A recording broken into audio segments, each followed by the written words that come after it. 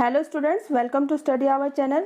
हम पढ़ रहे हैं क्लास 12 की ज्योग्राफी का chapter number 4 population structure. Population structure में इससे पहले हमने 2 पार्ट कंप्लीट कर चुके हैं। ये इस चैप्टर का 3rd पार्ट है और इस चैप्टर में हम पॉपुलेशन स्ट्रक्चर के जिस कॉम्पोनेंट की बात करेंगे वो है लिटरेसी। क्लियर? इससे पहले वाले 2 लेक्चर में हम पॉपुलेशन स्ट्रक्चर से related age structure, sex ratio और पॉपुलेशन कंपोजिशन, इन 3 टॉपिक्स को हम कंप्लीट कर चुके हैं। आज का हमारा टॉपिक है लिटरेसी। आज हम लिटरेसी की बात करेंगे कि वर्ल्ड लेवल पे लिटरेसी है, उसका मीनिंग क्या होता है, उसको कैसे कैलकुलेट किया जाता है और कौन कौन सी कंट्रीज़ है जहाँ का जो लिटरेसी रेट है वो 100% है। क्लियर? तो ये आज का हमारा टॉपिक है लिटरेसी। तो चलिए स्टार्ट करते हैं आज का लेक्चर। सबसे पहले हम बात करते हैं कि what is the meaning of literate person, यानी लिटरेट पर्सन कौन होता है। सपोज एक पर्सन है या एक कोई भी व्यक्ति है और उसकी एज 7 ईयर्स या प्लस 7 ईयर्स है, यानी 7 ईयर्स से ज़्यादा है, ठीक है, एटलीस्ट 7 ईयर्स और अबव 7 ईयर्स है, और वो किसी भी एटलीस्ट 1 लैंग्वेज को रीड एंड राइट कर सकता है और उस लैंग्वेज में पर्टिकुलर अपनी जो फीलिंग्स है उसको दूसरे को अंडरस्टैंड करा सकता है, समझा सकता है, ठीक है। तो that person is known as literate person. तो उस पर्सन को हम क्या कहेंगे? लिटरेट पर्सन, यानी कोई भी पर्सन जिसकी एज या तो 7 ईयर्स है या अबव 7 ईयर्स है, ठीक है, और वो एटलीस्ट 1 लैंग्वेज यानी किसी भी 1 लैंग्वेज को रीड एंड राइट कर सकता है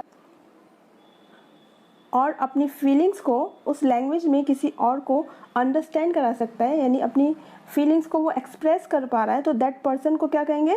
लिटरेट पर्सन, ठीक है। अब देखते हैं लिटरेसी रेट क्या होता है कि किसी भी कंट्री की या किसी भी एरिया की जो टोटल पॉपुलेशन है उस टोटल पॉपुलेशन में से कितने % लोग हैं वो लिटरेट हैं। How many person are literate? Suppose एक कंट्री है और कंट्री की जो टोटल पॉपुलेशन है 1 लाख है, ठीक है, सपोज करते हैं 1 लाख है और 1 लाख में से यदि 70,000 जो लोग हैं लिटरेट है, यानी एटलीस्ट 1 लैंग्वेज को पढ़ लिख सकते हैं, तो 70% उस कंट्री का क्या हो गया? Literacy rate. क्लियर? यानी 70% जो पॉपुलेशन है वो अपनी फीलिंग्स को रीडिंग और राइटिंग के थ्रू दूसरों को क्या कर सकती है? एक्सप्रेस कर सकती है। तो that is known, this population is known as literacy rate of that country. Clear? तो ये थी डेफिनेशन कि व्हाट इज द, सबसे पहले लिटरेट पर्सन की डेफिनेशन हमें याद करनी है और उसके बाद से लिटरेसी रेट क्या होता है उसको याद करना है। तो कई बार इस चैप्टर से डेफिनेशन है वो किसी भी कंपोनेंट की पूछी जाती है, तो डेफिनेशन को आप ज़रूर याद करें। और उसके बाद से अब देखते हैं कि what is the importance of literacy. Literacy की क्या इंपॉर्टेंस है कि जब भी किसी पॉपुलेशन की क्वालिटेटिव यदि स्टडी करनी होती है तो उसमें जो लिटरेसी होता है वो सबसे इंपॉर्टेंट होता है। भाई हम देखते हैं ना कि जो भी फैमिली है या जो भी कंट्री है या जो भी नेशन है जहाँ पे ज़्यादा पढ़े लिखे लोग होते हैं, एजुकेटेड लोग रहते हैं, तो उनकी रेस्पेक्ट क्या होती है? बहुत ज़्यादा होती है, ठीक है। उनकी जो क्वालिटी ऑफ लिविंग होता है, वे ऑफ लिविंग रहता है, ठीक है, वे ऑफ जो ड्रेसिंग होता है, वे ऑफ ईटिंग होता है, लाइफ स्टैंडर्ड होता है, वो सब कुछ क्या होता है? In a very respectable and discipline manner में होता है। इसलिए किसी भी पॉपुलेशन की जब क्वालिटेटिव बात करनी होती है कि कौन सी पॉपुलेशन, किस कंट्री की पॉपुलेशन है वो सबसे ज़्यादा डेवलप है, ठीक है, तो हम कौन से इंडिकेटर को, कौन से कंपोनेंट को सबसे ज़्यादा इंपॉर्टेंस देंगे? लिटरेसी को। क्लियर? इसके अलावा जो यूएनडीपी है, यूएनडीपी जो कि यूनाइटेड नेशन डेवलपमेंट प्रोग्राम है, और each and every year SDI index जो है वो डिक्लेयर करता है। एसडीआई इंडेक्स क्या है? ह्यूमन डेवलपमेंट इंडेक्स, यानी ईच एंड एवरी कंट्री है उसमें 3 इंडिकेटर, एसडीआई है उसमें 3 इंडिकेटर के बिहाफ पे एक लिस्ट है वो की इशू की जाती है। तो उसमें सबसे पहले देखा जाता है कि हेल्थ कैसी है कंट्री की, ठीक है, फिर सेकंड देखा जाता है कि वहाँ का लिविंग ऑफ स्टैंडर्ड कैसा है लोगों का, या पर कैपिटा इनकम जिसको कहते हैं, ठीक है, पर कैपिटा इनकम, और थर्ड देखी जाती है एजुकेशन या लिटरेसी रेट है वो कैसी है, यानी वहाँ की कितनी % पॉपुलेशन है वो लिटरेट है। इसलिए एसडीआई के लिए भी किसी भी कंट्री की सोशल, इकोनॉमिकल, कल्चर और पॉलिटिकल डेवलपमेंट को इंडिकेट करने के लिए जो लिटरेसी रेट है वो बहुत ही इंपॉर्टेंट एक इंडिकेटर कंसीडर किया जाता है। तो ये इसकी इम्पोर्टेंस हो गई। अब हम बात करते हैं कि कौन कौन सी कंट्रीज़ है वर्ल्ड की जिनमें कि जो लिटरेसी रेट है वो 100% है। तो जो कंट्रीज़ हैं जिनका लिटरेसी रेट 100% है वो कौन कौन सी है? जापान है, ऑस्ट्रेलिया है, डेनमार्क है, फिनलैंड है, स्वीडन है और नॉर्वे है, ठीक है।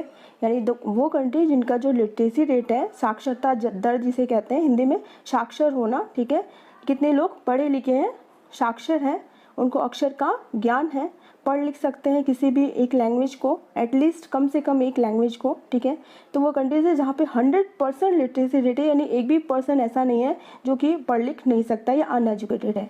तो वो कंट्रीज है Japan, Australia, Denmark, Finland, Sweden and Norway. तो आपके लिए मेरे पास एक होमवर्क है कि आपको इन सभी कंट्री के कॉन्टिनेंट वाइज फाइंड आउट करना है कि कौन सी कंट्री किस कॉन्टिनेंट में एग्जिस्ट करती है। क्लियर?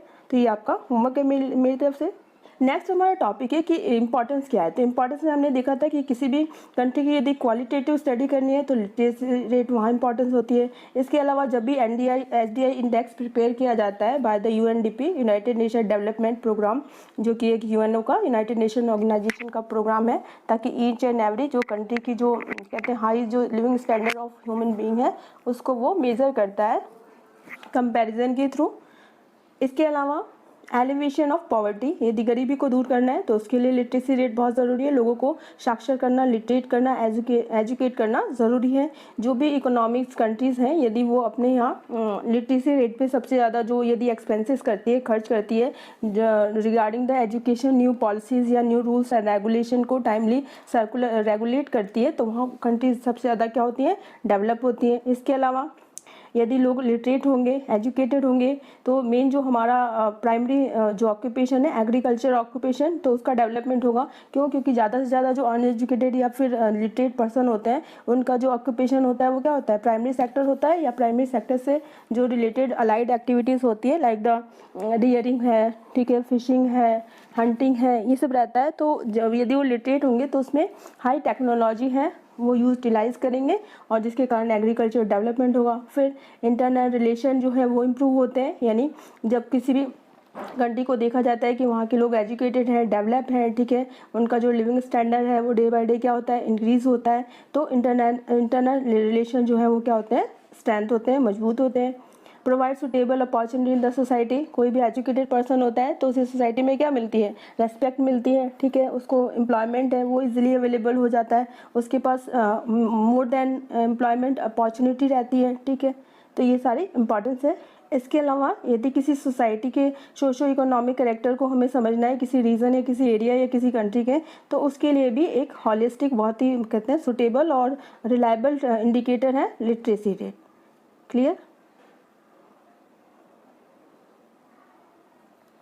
नेक्स्ट हम देखते हैं कि किसी भी कंट्री की जो लिटरेसी रेट है वो इंक्रीज़ या डिक्रीज़ क्यों होती है, कौन कौन से फैक्टर्स होते हैं जो कि लिटरेसी रेट को अफेक्ट करते हैं। तो सबसे पहले लेवल ऑफ इकोनॉमिक डेवलपमेंट, यानी यदि कोई कंट्री है वो इकोनॉमिकली वेल डेवलप है तो वो मोर एंड मोर पैसा है वो अपने लोगों के लिटरेसी रेट या उनके एजुकेशन के लिए क्या करती है, एक्सपेंस करती है, जिसके कारण कि वहाँ का इकोनॉमिक डेवलपमेंट है वो इंक्रीज़ हो जाता है। कैसे इंक्रीज़ होता है? सपोज़ हमारी फैमिली है और हमारी फैमिली में यदि 2 बच्चे हैं और दोनों बच्चे यदि पढ़ लिख के एक डॉक्टर बन जाता है और एक इंजीनियर बन जाता है, तो पर्टिकुलर फैमिली की जो इकोनॉमिक डेवलपमेंट हुआ है नहीं कि वो पहले सिर्फ यदि फादर ही अर्निंग एक सोर्स है, तो उसके बाद से अब जब दोनों बच्चे एजुकेटेड हो जाएंगे और ये जब अर्निंग करेंगे तो ये भी इस फैमिली के लिए किसका काम करेंगे, एक इकोनॉमिक सोर्स का काम करेंगे, ठीक है। तो इस तरह से जिस तरह से एक फैमिली इकोनॉमिकली डेवलप हो रही है, पर्टिकुलर यदि कंट्री में भी ज़्यादा से ज़्यादा जो लोग लिटरेट होंगे, एजुकेट होंगे, ठीक है, तो वो कंट्री भी उसी तरह से क्या करेगी, इकोनॉमिकली डेवलप करेगी। क्यों? क्योंकि वहाँ के जो मोर ऑफ पॉपुलेशन है वो इकोनॉमिक रिसोर्स का काम करेंगे, प्रोडक्टिव जो उनका वर्क फोर्स है वो ज़्यादा से ज़्यादा क्या होगा, स्किल्ड हो जाएगा, ठीक है। उसके अलावा अर्बनाइजेशन, ठीक है, अर्बनाइजेशन से जैसे हम समझते हैं कि जहाँ पे अर्बनाइजेशन होगा वहाँ पे जो फैसिलिटीज़ हैं ह्यूमन सेटलमेंट के लिए वो फेवरेबल रहती हैं। वहाँ पे आपको एजुकेशन फैसिलिटीज़ हैं, ठीक है, लाइक कोचिंग है, स्कूल्स हैं, इंस्टीट्यूशन है, वो इजीली अवेलेबल हो जाते हैं। इसके अलावा वहाँ पे जो है लिविंग ऑफ स्टैंडर्ड होता है, तो कई बार लोग देख के भी, दूसरों को देख के भी इंस्पायर होते हैं, ठीक है। तो इस तरह से जो अर्बनाइजेशन है वो प्रमोट करता है लिटरेसी रेट को। स्टैंडर्ड ऑफ लिविंग है, दूसरों को देख के हम भी चाहते हैं कि हम भी उनकी तरह रहें, उनकी तरह हमें भी क्या मिले, रेस्पेक्ट मिले, हमारा भी डेवलपमेंट हो। कई बार जिन लोगों का स्टैंडर्ड ऑफ लिविंग बहुत अच्छा होता है उनसे हम अपने आप को कंपेयर करते हैं, उनको आइडियल मान के उनको फॉलो करते हैं, उनके जैसा बनना चाहते हैं। तो इस तरह से लिटरेसी रेट है, स्टैंडर्ड ऑफ लिविंग जो है फैक्टर्स लिटरेसी रेट को अफेक्ट करता है। फिर सोसाइटी में यदि वुमेन का स्टेटस बहुत अच्छा होगा तो वुमेन, जैसे कि वुमेन जो भी फैमिली होती है उसका सेंटर पार्ट होती है, यदि सेंटर कल्चरल पार्ट बहुत स्ट्रॉन्ग है, उसका कल्चर बहुत अच्छा है, तो पूरी की पूरी फैमिली क्या होगी, स्ट्रॉन्ग होगी। जब फैमिली होगी तो सोसाइटी होगी, सोसाइटी होगी तो कंट्री होगी, और कंट्री होगा तो नेशन होगा, और जब नेशन लिटरेट होगा तो पूरे का पूरा जो वर्ल्ड है वो कैसा होगा, बहुत ही ज़्यादा लिटरेट होगा। तो इस तरह से ईच एंड एवरी फैक्टर्स जो हैं वो एक दूसरे को क्या करते हैं, अफेक्ट करते हैं। फिर गवर्नमेंट जो है फैसिलिटीज़ और पॉलिसीज जितना ज़्यादा प्रोवाइड करेगी, पर्टिकुलर जो कंट्री है उतनी ज़्यादा ही वेल डेवलप्ड और एजुकेटेड एंड इकोनॉमिकली डेवलप होती है। क्लियर? तो स्टूडेंट ये था हमारा एक छोटा सा topic related to topic literacy. इसमें हमें लिटरेसी की डेफिनेशन है वो याद होनी चाहिए। कौन कौन सी कंट्रीज़ है जहाँ का लिटरेसी रेट 100% है, तो नेम ऑफ कंट्रीज़ आपको याद करना है, और उन कंट्रीज़ के नेम को आपको वर्ल्ड के मैप में रिप्रेजेंट करना है। ये आपके लिए एक मैप वर्क है मेरी तरफ से।